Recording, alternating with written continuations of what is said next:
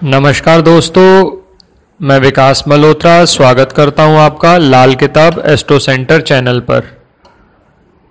चांदी भगवान शंकर के नेत्रों से उत्पन्न हुई है।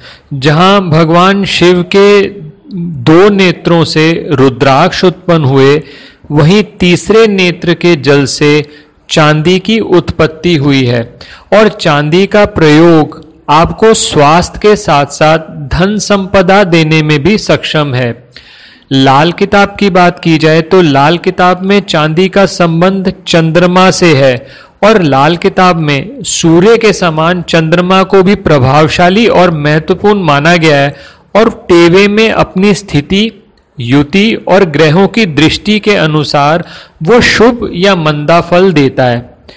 चांदी के कुछ उपाय हमने आपसे पहले भी वीडियोस में शेयर किए हैं, जिनका लिंक डिस्क्रिप्शन बॉक्स में दिया हुआ है। अगर आपने वो वीडियो नहीं देखे तो उन वीडियो को भी जरूर देखें।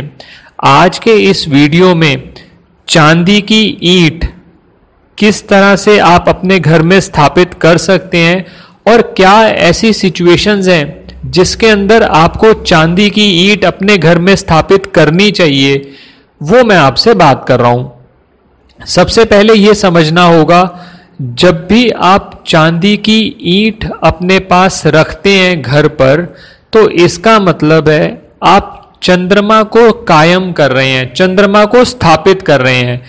जैसे ही आप चांदी की ईंट अपने घर पर रखते हैं तो इसका पहला प्रभाव तो ये होता है कि वो चंद्र के अच्छे असर आपको मिलने शुरू हो जाते हैं। अगर आपको कहीं से मानसिक कोई प्रॉब्लम्स चल रही हैं या मानसिक शांति नहीं है, समस्याएं चल रही हैं, तो उसका निवारण होना प्रारंभ हो जाता है। और क्योंकि चंद्रमा लिक्विड कैश के लिए भी हम देखते हैं, तो जो सेविंग्स हैं, अगर आपकी सेविंग्स नहीं हो पा रही तो चांदी की ईंट रखने के बाद, चंद्रमा स्थापित करने के बाद आपकी सेविंग्स होना भी शुरू हो जाती हैं। अब सवाल ये उठता है कि ऐसी कौन सी स्थितियां हैं जिसके अंदर आप ये चांदी की ईंट अपने घर पर स्थापित कर सकते हैं।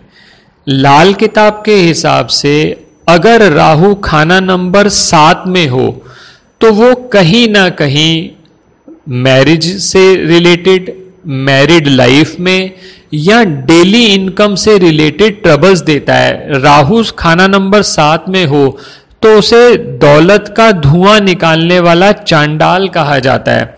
तो अगर ऐसी स्थिति है तो इसमें दो चीजें की जा सकती हैं। अगर तो विवाह हुआ नहीं है तो लड़की के विवाह पर उसके पिता उसको ये चांदी की ईंट गिफ्ट में दें, जो वो अपने घर पर स्थापित कर ले।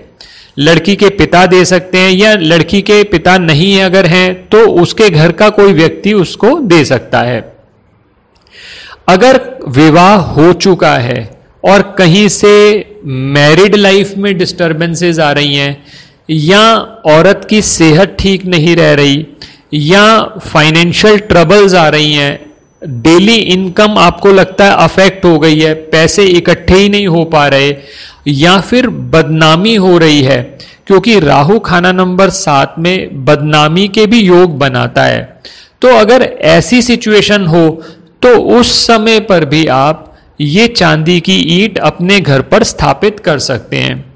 अब सवाल ये उठता है कि उस स्थिति में आप कितना चांदी की ईंट का जो वजन है वो कितना होना चाहिए। उसका वजन मिनिमम 60 ग्राम्स हो सकता है। मैक्सिमम की बहुत ज्यादा लिमिट नहीं है, लेकिन अगर आप मैक्सिमम कहते हैं तो 200 से 300 ग्राम के बीच आप मैक्सिमम भी रख सकते हैं। मैक्सिमम की कोई बहुत ज्यादा लिमिट नहीं है, लेकिन मिनिमम का ध्यान रखिए कि मिनिमम 60 ग्राम वेट उस ब्रिक का होना चाहिए। अब ये तो मैंने एक सिचुएशन पे बात करी। लाल किताब के हिसाब से दूसरी सिचुएशन है, अगर चंद्रमा खाना नंबर 7 में है। चंद्रमा जब भी खाना नंबर 7 में होता है तो उसे लक्ष्मी अवतार कहा जाता है। ऐसे में जब विवाह होता है तो हम शुक्र को स्थापित कर रहे हैं। तो ऐसे केसेस में चंद्र और शुक्र का टकराव हो सकता है, जो कि माता की सेहत के लिए मंदा हो सकता है, पत्नी के सुख के लिए मंदा हो सकता है, या ये भी हो सकता है आर्थिक परेशानियां हो, या सास और बहू का झगड़ा हो। ऐसी स्थितियों में घर में गृह कलेश बहुत ज्यादा हो जाता है, तो उन स्थितियों में भी आप ये चांदी की ईंट अपने घर पर स्थापित कर सकते हैं। जैसा मैं पहले भी बता चुका हूं कि ब्रिक जो ईंट आप रख रहे हैं वो मिनिमम 60 ग्राम्स की होनी चाहिए। मैक्सिमम की कोई लिमिट नहीं है, मैक्सिमम आप जितना भी रखना चाहें उससे कोई फर्क नहीं पड़ता, बस उसकी शेप का ध्यान रखिएगा, वो भी मैं अभी आपसे आगे वीडियो में बात करूंगा। ये 2 सिचुएशंस पे मैंने बात करी। तीसरी सिचुएशन, जहां पर भी शुक्र और राहु का कॉम्बिनेशन है, चाहे शुक्र राहु साथ साथ हैं या उनका दृष्टि संबंध हो रहा है जन्म पत्रिका में, तो ऐसे केसेस में भी आपको चांदी की ईंट अपने घर पर स्थापित करनी चाहिए। ये 3 सिचुएशंस पे बात करी। चौथी सिचुएशन, जिन व्यक्तियों का स्वास्थ्य ठीक नहीं रहता या जिनको मानसिक परेशानियां बहुत रहती हैं, वो भी ये चांदी की ईंट मिनिमम 60 ग्राम की अपने घर पर स्थापित कर सकते हैं। बहुत अच्छा रहेगा अगर आप इसको स्थापित करने से पहले ज्योतिषीय परामर्श ले लें, ताकि फिर आपकी पत्रिका के हिसाब से देखकर ये सजेस्ट किया जा सके कि ये ईंट रखनी जरूरी है या नहीं है, या और कौन सी ऐसी रेमेडियां आप कर सकते हैं। तो ये 4 सिचुएशंस मैंने बताई जिसके अंदर आप चांदी की ईंट अपने घर पर स्थापित कर सकते हैं। अब जो चांदी की ईंट आप बनाएंगे उसकी जो आकृति होती है वो ईंट के आकार की होती है, यानी रेक्टेंगल होती है। और जैसा मैंने पहले भी बताया, अगर आप विवाह से पहले स्थापित कर रहे हैं तो प्रेफरेबल रहेगा कि कन्या को उसके पिता ये ईंट दें शादी में गिफ्ट में।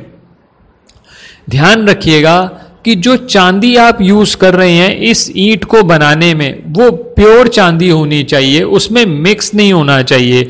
और इस ईंट को आप किसी भी डायरेक्शन में रख सकते हैं। वैसे सबसे ज्यादा प्रेफरेबल रहेगा या तो आप इसे नॉर्थ ईस्ट में रख लें या नॉर्थ में रख लें। और इसमें एक बात ध्यान रखिएगा, ये ईंट आपको बेचनी नहीं है, और अगर आपके लिए संभव है तो इसको हर सोमवार आप अपने मंदिर में रखें।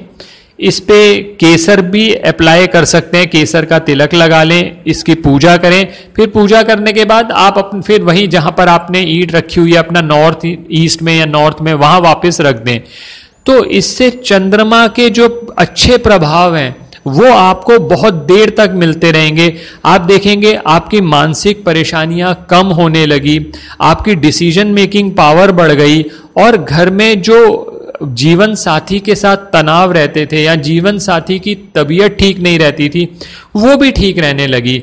तो दोस्तों ये उपाय मैंने आपके साथ शेयर किए। अगर आपको ये वीडियो पसंद आया हो तो इसे ज़रूर लाइक करें, और अगर आपने अब तक हमारा चैनल सब्सक्राइब नहीं किया तो आपसे यही निवेदन है, इसे ज़रूर सब्सक्राइब कर दें और नोटिफिकेशन ज़रूर पुश कर दें, ताकि वीडियो जब भी अपलोड हो सबसे पहले नोटिफिकेशन आपके पास आए। धन्यवाद दोस्तों।